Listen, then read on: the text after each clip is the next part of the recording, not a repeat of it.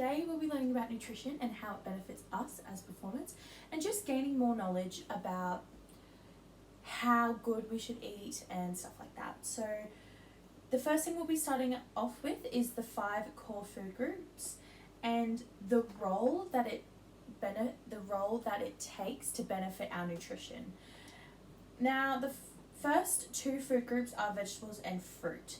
Now, the role of the fruit and vegetables benefits our diet because it's known to be the most scientific literature in the last 9 to 10 years has increasingly pointed out the influence of a group of variety of diseases. So the assumption that is shown, the higher you eat fruit and vegetables, the lower the indication of cardiovascular disease, including a stroke occur. Now the third group is grains. So whole grains offer several important health benefits, including regular blood sugar, control of an appetite, reduce cholesterol, remove the toxins out of your body, and improves digestive system function. Now the next food group, which is number 4, is protein.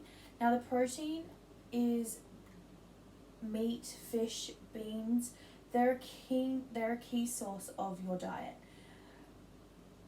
Less is known about protein and its relationship to health and disease than fats or carbohydrates. It is known that protein is abundant in the body and regulates multiple messages that keep us functioning. Protein provides the body with amino acids, which we need daily because the body does not store them.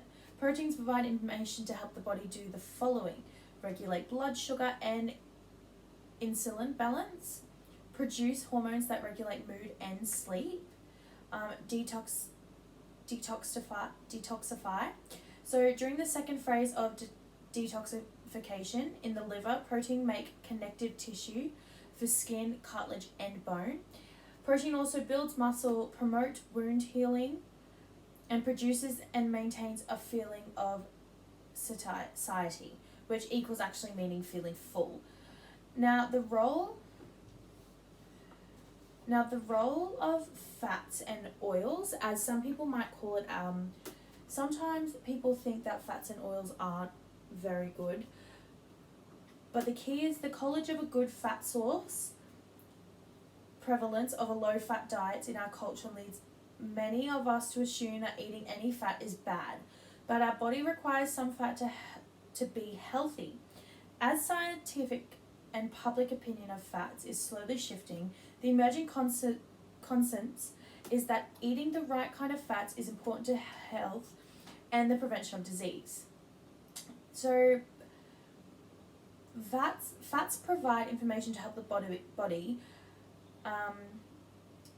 transport fat-soluble vitamins, so A, D, E, and K, provide materials critical to the integrity of cellular membranes. It also provides materials to use to make hormones, and it also enjoys an efficient gut health. Now, the next biggest thing that we'll be talking about today is the power of protein.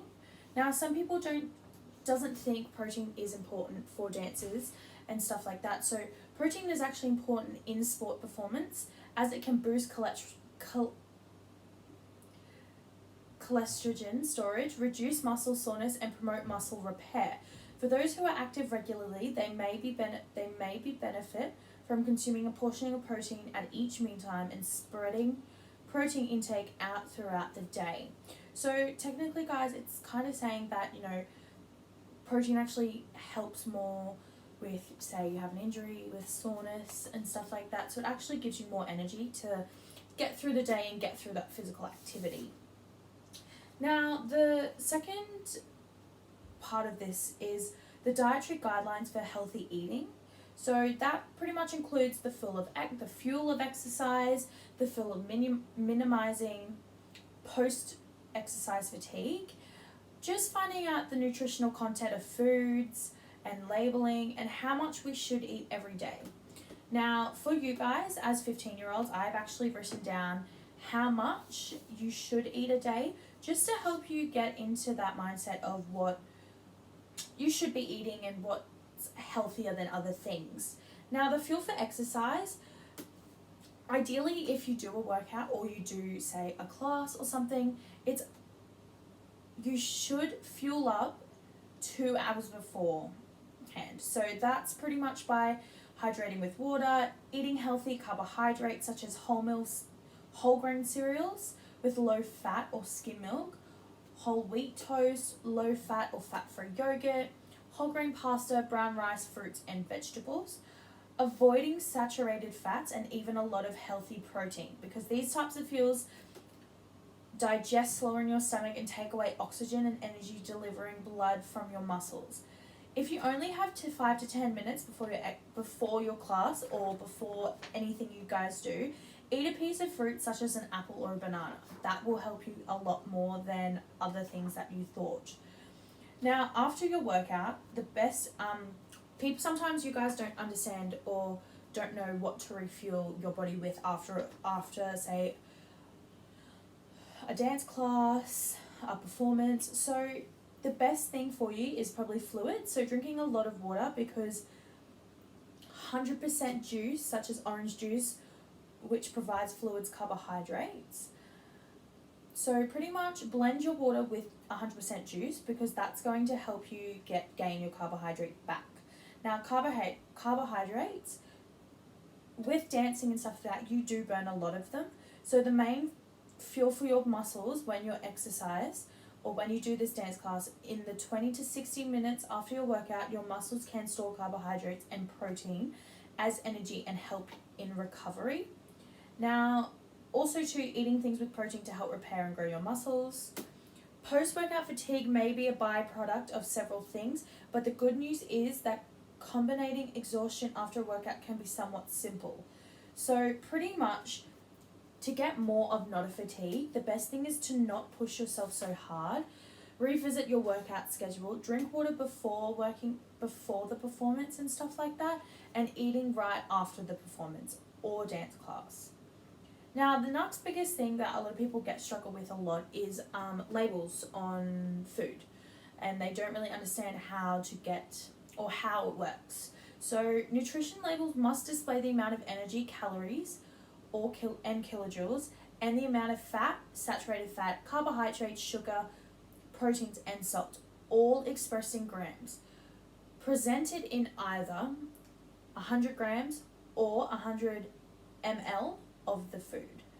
Calories, so pretty much, guys, it pretty much sums up exactly what. So you need to be looking at how much fat is in it, how much saturated fats, carbohydrates, sugars, protein, and stuff like that. And yes, it's still okay to have some sugar, but obviously cutting back a lot of the bad sugars in your life is going to be helpful. Now, the biggest thing you guys need to know, and you need to know, are calories and how many calories you should be taking a day. Now, calories do often go higher during the teenage years than any other time of life. During this period of rapid growth and development, males, you are required an average 2,800 calories a day, while girls are required an average of 2,200 calories a day. In general, your teenagers should eat a varied diet, including, so the guys, what you should be really eating every day. Well, first of all, fruit and vegetables every day you should be eating. 1,300 milligrams of calcium daily, protein to build muscles and organs, whole grains for energy, iron-rich foods, and limited fat. So that's pretty much taking out some of the fat you would eat. So even if that's, say you have a piece of steak and there is fat on it, the best probably thing to do is take the fat off it, and then you've just got your protein there. Now, the biggest problem associated with nutrition and everything, a lot of people find problems associated with being outside the healthy weight range. So that could stem from mental health, that could stem from you could be eating a lot and your metabolism isn't that quick and it doesn't pick up stuff as much, or it does and you don't gain stuff from it. Now, there's a big effect. So there's a lot of focus in the medical world on the health effects of being overweight. But what about the effects of being underweight? There are certain health risks associated with being underweight or having poor nutrition. These risks include vitamin deficiencies or anemia, decreased immune function. So that means technically when you eat stuff, your immune system isn't picking it up. Increased risk for complications from surgery. So that's, say your appendix need to come out and you are under the weight, under your the healthy weight range. This could heighten your risks and your problems in the surgery, in the operation. Another thing is fertility issues caused by irregular menstrual cycles. So pretty much your cycle could be irregular and you could be under the healthy weight range, and this could really suffer consequences like trying to have kids and stuff, because your fertility isn't going so strong and isn't moving very quickly. And then you've also got the last one is growth and development issues, especially in the age bracket you guys are in. So that pretty much is, if you're not eating the great foods or the good nutrition foods, this could really stem from growing problems, like not going very well, your immune system and stuff like that. So it's always good to eat healthily, and also good to be aware of what you're eating every single day. So that's about it.